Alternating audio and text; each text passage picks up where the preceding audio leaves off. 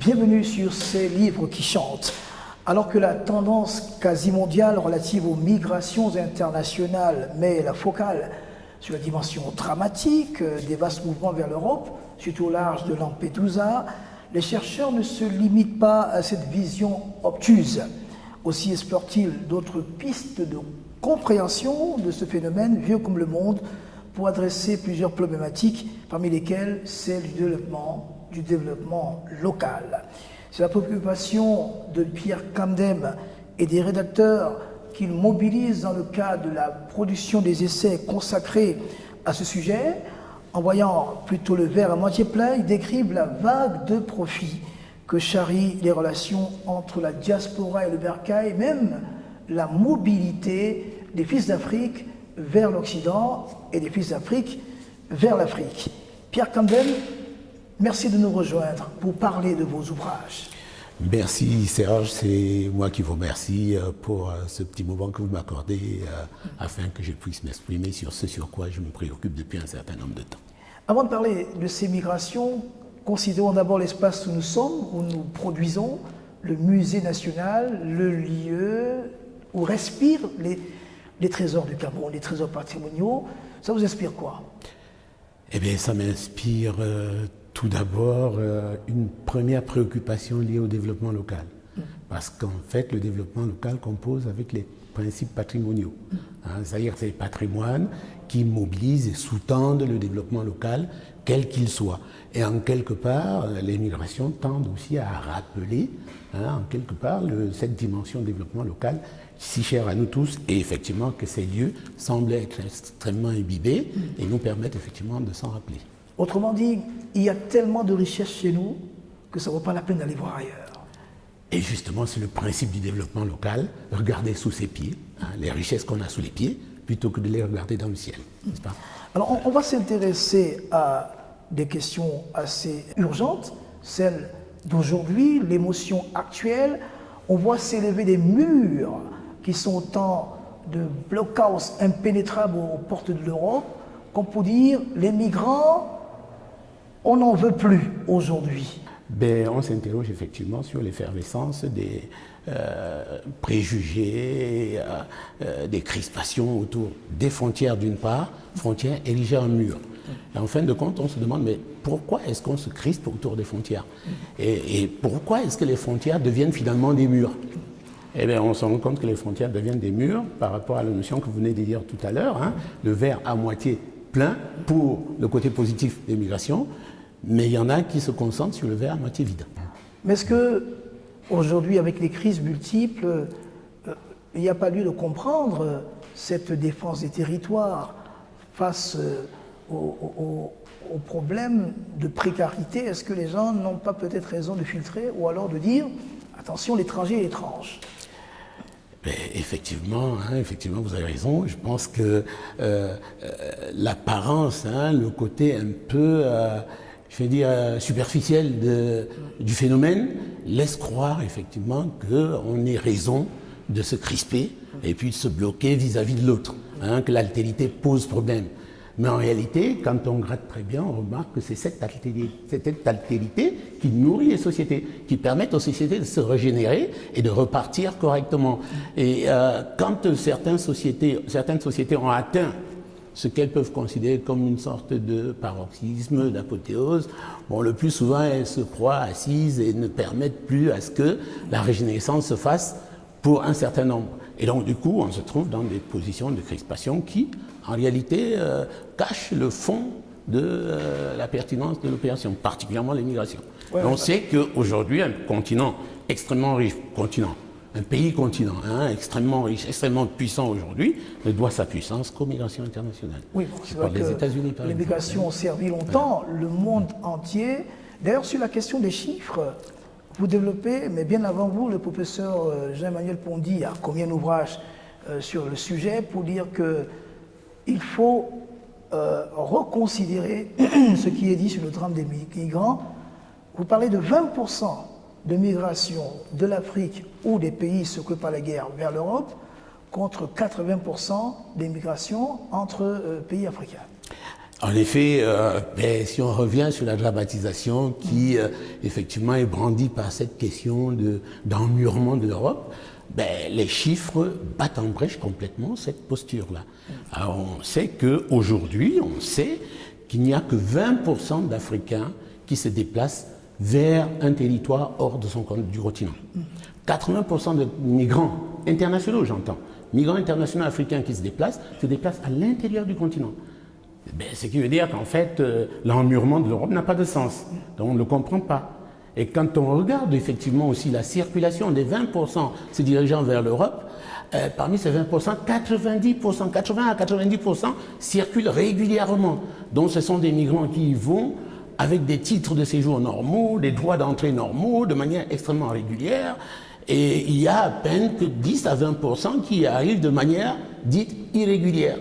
Et parmi ces personnes arrivant de manière irrégulière, on a encore une proportion qui contribue encore à battre en brèche cet emmurement parce que sur les 10 à 20% de personnes considérées comme en situation irrégulière, nous avons à peine 10%, c'est-à-dire on a encore 80% de personnes qui relèvent d'une irrégularité que je dirais artificielle, n'est-ce pas ? Lié par exemple au refus de régularisation des papiers, au refus de modification des statuts, à plusieurs formules comme cela qui contribuent effectivement à constituer ce qu'on appelle parfois sur le territoire occidental les sans-papiers, n'est-ce pas? C'est-à-dire des personnes parfois qu'on ne peut pas expulser alors qu'elles ne sont pas en situation régulière. Donc on voit que l'irrégularité concerne à peine une faible proportion de personnes. Alors est-ce que c'est le phénomène du bétail électoral?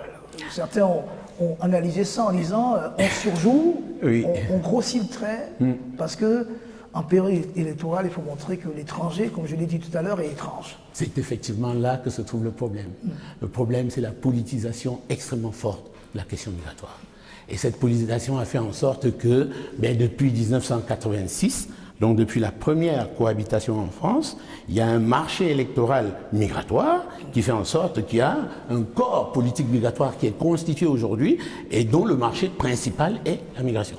N'est-ce pas? Et on voit bien la montée des populismes et des partis d'extrême, particulièrement les extrêmes droites, qui aujourd'hui ont le vent en poupe, que ce soit en Europe de l'Ouest ou en Europe centrale. Mais il reste quand même, professeur Pierre Kamdem, que la question des frontières ne peut pas être juste considérée comme étant une histoire, on va dire, de vie en rose, puisqu'il y a des périls qui s'accompagnent, notamment les périls guerriers, notamment les mobilités porteuses de menaces à cause du terrorisme et autres.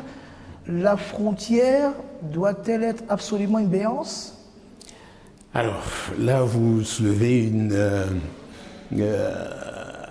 en tout cas un champ dans lequel aujourd'hui les chercheurs dans le domaine des migrations internationales se confrontent, je n'allais pas dire s'affrontent, pour éviter les sémantiques guerrières, et dire plutôt se confrontent de manière quelque peu forte et parfois contradictoire, puisqu'on a trois courants qui...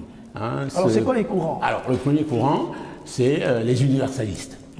C'est-à-dire ceux qui pensent, en tête vous avez des personnes comme Catherine Wittol de Winden, vous avez des personnes comme François Gémen, des personnes qui sollicitent à ce qu'on mette à bas les frontières. À bas les frontières. Voilà. Libre circulation. Les frontières, concernant particulièrement l'Europe, n'est-ce pas? Parce que l'Europe est lancée dans une procédure d'effacement des frontières, ne serait-ce qu'en son sein. Mais ça, c'est pour eux, là. Concernant... Oui. Parce qu'en fait, pour eux, l'abattement des frontières en Europe est dans la tendance de la mondialisation. C'est la tendance qui va vers le fait de dire que le bonheur des hommes ne compose pas avec les enfermements, n'est-ce pas? Qu'on n'enferme pas les personnes dans des frontières et puis les oblige à avoir des bonheurs parfois qu'ils n'en veulent pas, n'est-ce pas? Ils mettent la nuance parfois, quand ça concerne l'Afrique. J'ai lu un ouvrage récent d'Édouard Glissant sur le sujet, notamment en parlant des archipels, où il dit qu'il faut certainement s'enraciner, mais en même temps cultiver la relation. Ça, c'est bon quand ça ne concerne pas l'autre, l'étranger.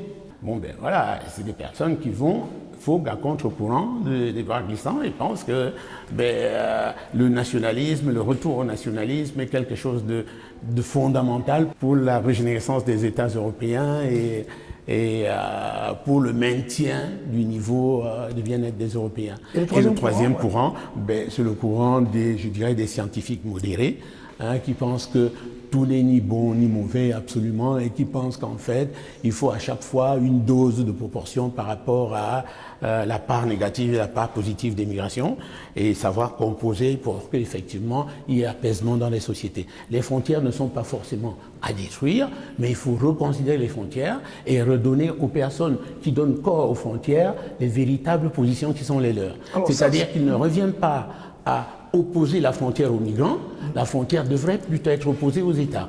Donc c'est aux États de justifier effectivement de la raison pour laquelle ils pourraient empêcher les uns et les autres de bouger, s'inscrivant comme cela, tous les États fonctionnant comme cela, s'inscrivant à l'encontre du principe des droits de l'homme.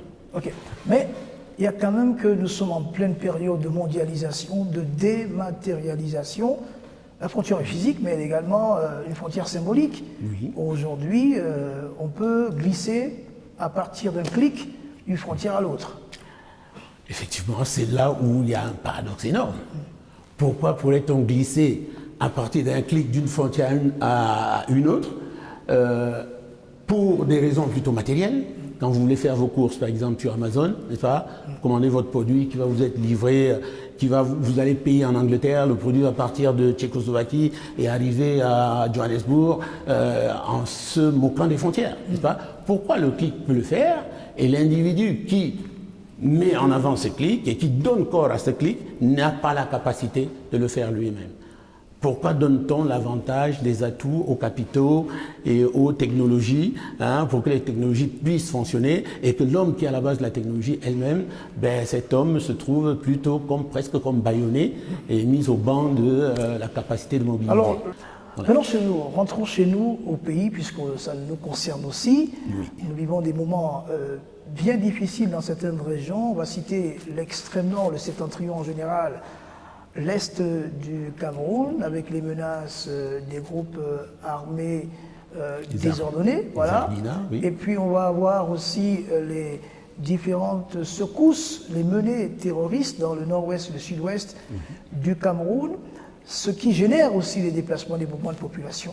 Comment est-ce que l'expert que vous êtes considère-t-il cela, d'abord du point de vue de la manifestation actuelle et du point de vue des conséquences?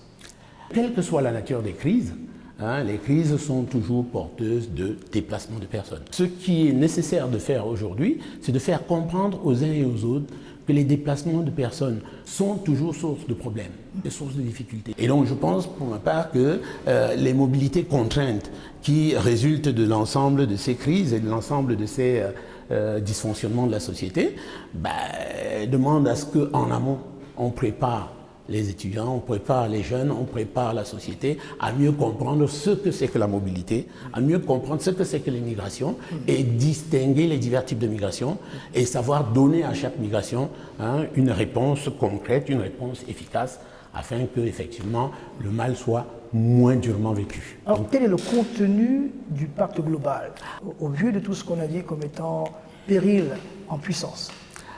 À la suite des grandes crises qu'on a eues en 2015, les crises migratoires de 2015 que l'Europe a connues sévèrement, à la suite de ces crises particulièrement liées aux questions de réfugiés, les Nations Unies ont pensé qu'il fallait trouver un terrain de consensus pour que l'ensemble des États à travers le monde aient une compréhension commune sur les questions migratoires et une interprétation commune afin de trouver des solutions relativement acceptées par tout le monde. On sait bien que tous les pays, tous les États ne peuvent pas accepter les mêmes solutions, n'est-ce pas? N'ont pas besoin des mêmes modes de règlement. Vous savez qu'il y a des États qui sont fortement émetteurs de migration, pour qui la migration est une ressource. Je pense aux Philippines, je pense au Mali, je pense à des pays, certains pays comme ça, qui émettent fortement des migrants et dont les migrants constituent de véritables richesses pour eux. Alors que vous avez d'autres pays qui voient passer les migrants sur leur territoire, les migrants passent tout simplement, c'est-à-dire les zones de transit, qui sont parfois comme, vous voyez les drains, là où passe parfois le bétail, ça laisse des séquelles et ça laisse pas forcément toujours de la bonne bouse, n'est-ce pas? Et donc finalement, ces pays parfois sont frustrés de voir des ressources passer, traverser leur territoire et donc n'auront pas la même compréhension que les émetteurs. Et nous avons aussi des récepteurs qui, eux, dès l'instant qu'ils entrent dans des phases critiques, des phases à problème, ben, du coup, index le bouc émissaire. Le premier bouc émissaire, c'est le migrant, n'est-ce pas? Et donc, du coup, on met en exergue toujours le côté négatif de la migration pour effectivement résoudre des problèmes contextuels, des problèmes vraiment circonscrits, et le migrant devient tout simplement la variable d'ajustement pour les pays d'accueil qui, en réalité, le plus souvent, pas simplement le plus, qui toujours d'ailleurs tire un pécule énorme de ces migrants-là. Et donc le pacte global vise à créer une plateforme de bonne compréhension, une plateforme de définition commune pour que les uns et les autres, malgré leur position dans l'immigration, aient un entendement et que les discours soient des discours vraiment bien compris de tous. Et donc c'est ça le but du pacte global en fin de compte. Alors écoutez, dans cette première partie, la musique, on va dire un peu soucieuse de la migration, avec la dimension dramatique parfois. Là maintenant, on va s'intéresser à l'autre musique, celle qui est plutôt joyeuse, au verre à moitié plein de la migration. Vous écrivez dans vos ouvrages, que le processus de scolarisation incline au déplacement. Et effectivement, parce que nous savons tous que la structuration de tout pays, c'est pas que de notre pays ou que de notre pays tiers, la structuration de tout pays fonctionne avec la hiérarchisation, une stratification des niveaux de formation en fonction des ressources disponibles dans les espaces dans le pays. Donc on voit bien que en milieu rural, la strate de formation reste toujours un petit peu inférieure, n'est-ce pas? Et donc le plus souvent, pour renforcer sa position en termes de formation, pour renforcer les capacités, il faut souvent bouger, n'est-ce pas? Bouger de proche en proche, et de village en petite ville, de petite ville en grande ville. Et vous voyez qu'il y a comme ça une pérégrination migratoire qui fait en sorte que, effectivement, la migration part aussi déjà du fait du besoin de se former, du besoin de changer son niveau de compréhension, son niveau de culture. On part du village pour la petite ville, pour la grande ville, pour Yaoundé et Douala. Et puis, chemin faisant, on se dit, il faut peut-être aller dans les grandes écoles. Voilà. Il y a une dimension solidaire dans ça, une dimension de participation collective. C'est la famille, c'est le village qui se cotise pour qu'un tel aille faire des études aux États-Unis, en France et autres, par les voies légales. Et effectivement, la dimension solidaire est extrêmement forte, parce que la dimension solidaire, elle est déjà au niveau familial, n'est-ce pas, au niveau de la famille nucléaire. C'est-à-dire quand le petit part du village, le plus souvent il est bien encadré, bien accompagné par la famille elle-même, la famille nucléaire, le père, la mère, qui font des efforts pour faire en sorte que cet enfant aille à l'école. Et rendu dans la petite ville, il est souvent accueilli par la famille proche ou des amis, n'est-ce pas? On voit les tissus de solidarité se mettre en place progressivement. Et dans les grandes villes, on est souvent dans le même schéma, n'est-ce pas? Dans les grandes villes, on retrouve ce même schéma-là où, petit à petit, les réseaux de solidarité se constituent. Lesquels réseaux de solidarité parfois se prolongent au-delà des frontières. Voyons ce qui se passe de l'autre côté, dans l'autre pays, qui fait des citoyens, vous l'avez dit, externes. Oui. Quand on va à l'étranger, vous dites ici que le citoyen qui part avec une part de lui-même, une part du village, et va reconstituer le pays de l'autre côté. On voit bien que l'ensemble des pérégrinations à l'intérieur du pays se nourrissent des besoins de solidarité. La solidarité, c'est spécifique. Et donc, la personne, quand elle part, elle ne se débarrasse pas de ces solidarités-là. Elle part avec l'ensemble de ces solidarités. Solidarités, on peut dire contraintes, mais elles ne sont pas contraintes, puisqu'on le contracte, n'est-ce pas? On le contracte soi-même parce qu'on a envie d'avancer. Et donc, les personnes partent avec ces solidarités, et une fois installées, il y a une mémoire profonde qui leur rappelle qu'effectivement, vous avez encore une épaisseur de solidarité auquel vous devez répondre. Et donc, du coup, cette réponse de solidarité qui se constitue aussi dans les pays d'accueil, à travers les tissus associatifs, les réseaux économiques, les réseaux professionnels, des chaînes de télé créées par des Africains et qui recrutent des Africains. Donc, vous voyez, des banques créées par des Africains qui recrutent des Africains. Le recrutement des Africains, par exemple, je pense à une banque que je ne citerai pas ici, parce que, qui est récemment installée au Cameroun et aussi récemment installée en France, qui est en pleine africanisation de ses cadres actuellement. Et on voit comment cette africanisation-là repose sur effectivement ce tissu de cet appel à la solidarité, et laquelle solidarité va avoir un rejaillissement vers le pays d'origine aussi. Oui, bien sûr. D'ailleurs, quand on fait à travers les circuits monétaires, on voit qu'avec les mécanismes de microfinance, Dans certains pays d'ailleurs, c'est la diaspora qui est le principal carburant. Effectivement, on voit qu'il y a des pays dont la structuration dépend fortement des apports diasporiques. Voilà. J'ai cité le Mali tantôt, hein. Le Mali en fait en quelque sorte partie. Et sur le Cameroun, il y a quand même beaucoup d'apports de la diaspora. Alors sur le Cameroun, parce que les enjeux, il y a des enjeux assez particuliers autour de la manne financière, autour de la manne du développement, on va dire, hein. Ouais. La manne migratoire du développement.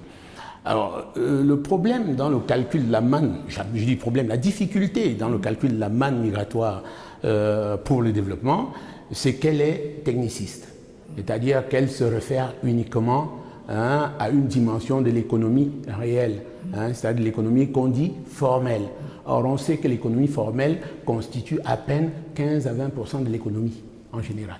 Parce qu'il y a une économie informelle, dont l'informalité n'est pas simplement le fait de vendre sur les marchés sans avoir de ticket, ainsi de suite, dont l'informalité est aussi contractée dans la société par les cadeaux que l'on fait à ses enfants, les aides que l'on fait à sa famille quand la famille vient vous rendre visite à Paris, ainsi de suite. Ce sont des dépenses que vous commettez, mais des dépenses sur lesquelles, qui concernent une activité précise qui ne vous rapporte rien, mais qui fait partie de l'économie, puisque ces dépenses nourrissent l'économie en quelque part. Il y a des économistes actuels, je pense à Jean-François Starzac, un enseignant de l'Université de Genève, qui aujourd'hui théorise le fait que le fait de prendre uniquement en compte le PIB, PNB, ainsi de suite, pour traiter et valider l'économie, constitue d'une sorte de réduction de vue et qui contribue aussi à marginaliser certains territoires dans lesquels les processus de don et de contre-don sont extrêmement prononcés et parfois trop vite traités de corruption. On va sortir de cet entretien, mais par des investissements dont vous êtes un des instigateurs, notamment la question de la mise en œuvre ou de l'établissement d'un master consacré à ces questions à l'Université de Douala notamment, par l'Université de Poitiers qui a signé la convention. Effectivement, par le biais d'une convention qu'on a passée récemment avec l'Université de Douala, on s'est vertu effectivement à mettre en place une formation de master, justement pour suivre, générer une traçabilité effectivement de la participation des migrations au développement, une traçabilité réelle. Parce que vous savez, quand quelqu'un construit une maison ici au Cameroun, ça ne passe par aucun calcul possible du PIB. N'est-ce pas? Et pourtant, c'est des transferts de ressources, des transferts de dons. Quand quelqu'un vient intervenir dans une formation universitaire ou dans une officine de santé, ça ne passe par aucun PIB, n'est-ce pas? Et des pays intermédiaires comme le nôtre, on dira bien que notre pays fait partie des pays considérés comme pays intermédiaires. Dans les pays intermédiaires, les transferts de fonds on a remarqué que les transferts de fonds étaient faibles, n'est-ce pas? Mais par contre, les transferts de ressources, de connaissances, de savoir et puis aussi de solidarité étaient très forts, très élevés. Donc ceux qui seront titulaires de ce master, voilà. Ils serviront encore pour le téléspectateur moyen. En un mot, ils serviront à quoi? Alors, ils serviront déjà à aider à comprendre les questions de migration, à comprendre ce que c'est que la migration internationale en général, la migration en général, et puis particulièrement la migration internationale. Et ils aideront à faire ce qui nous manque aujourd'hui en Afrique en général, c'est-à-dire comprendre, produire de la connaissance sur les migrations internationales et produire des données. Les données existent, mais ce sont des données qui peuvent être mobilisées dans des champs disciplinaires précis, mais pas dans le cadre de la thématique des migrations. Donc tout ça, ce sera de l'aide à la décision. Exactement, ce sera de l'aide à la décision, ce sera aussi des personnes capables de se mobiliser sur le terrain et permettre de mieux capter les ressources issus des migrations et les capacités des migrations à participer au développement et à participer aussi à la paix, n'est-ce pas? Parce qu'il faut savoir que les migrations ne participent pas qu'au développement, ne créent pas que des problèmes, ça permet aussi d'en résoudre. Ok. Pierre Comden, merci d'avoir accepté de laisser chanter vos livres. Je précise que vous avez commis entre autres éléments d'une géopolitique des migrations au Cameroun, territorialité migrante, citoyenneté et frontières. Vous avez écrit Migration et développement dans les Afriques de l'Ouest et du Centre. Vous avez dirigé ces rédactions. Et puis à la quête des synergies entre migration internationale et développement local. Et que vous êtes enseignant, professeur des universités au département de géographie de Poitiers. Et que vous enseignez aussi à l'université de Douala, le Tchang et de Yaoundé, Yaoundé 2, ou ouais, si vous voulez, ce sont des interventions ponctuelles à Yaoundé, mais pas des interventions continues, quoi, dans tous les cas. Merci beaucoup. C'est moi qui vous remercie pour ce moment accordé. Et voilà, merci beaucoup, je vous remercie et merci à tous les téléspectateurs. Merci.